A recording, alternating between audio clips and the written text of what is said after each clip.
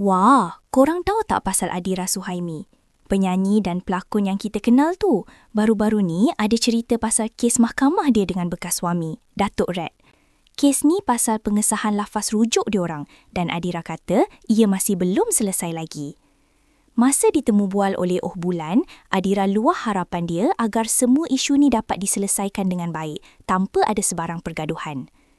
Sebenarnya kes ni belum selesai lagi, tapi macam mana pun saya kena hadam juga dan kena selesaikan cepat-cepat sebab saya pun nak ada kehidupan saya sendiri, katanya.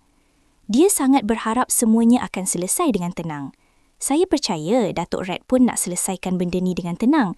Tolong doakan saya ya. Saya selesa dengan keadaan saya sekarang ni dan harap benda ni selesai tanpa ada drama, tambah Adira lagi.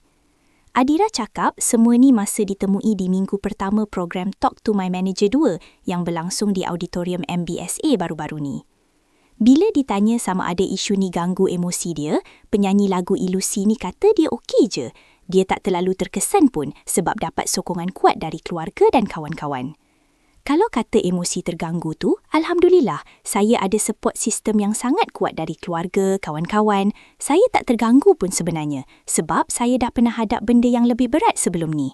Jadi, Alhamdulillah, saya rasa benda ni cuma prosedur yang kita kena selesaikan. Itu sajalah, Alhamdulillah, syukur, jelas Adira. Menurut Adira lagi, sebutan kes seterusnya dijadualkan pada 23 April ini dan dia mengesahkan akan hadir ke mahkamah seperti yang ditetapkan. Dalam perkembangan lain, Adira Suhaimi sekarang ni tengah terlibat dalam program Talk to My Manager musim kedua, TTMM2, bersama anak sulungnya, Anggrek. Adira pun tak ada halangan kalau bekas suami dia nak datang ke program tu untuk beri sokongan dekat Anggrek yang sedang bertanding.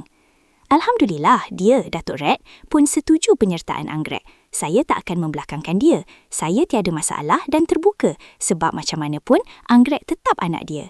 Dia tetap kena datanglah untuk sokong Anggrek. Tiada sebarang halangan, katanya. Terima kasih kerana menonton Chua Viral TV.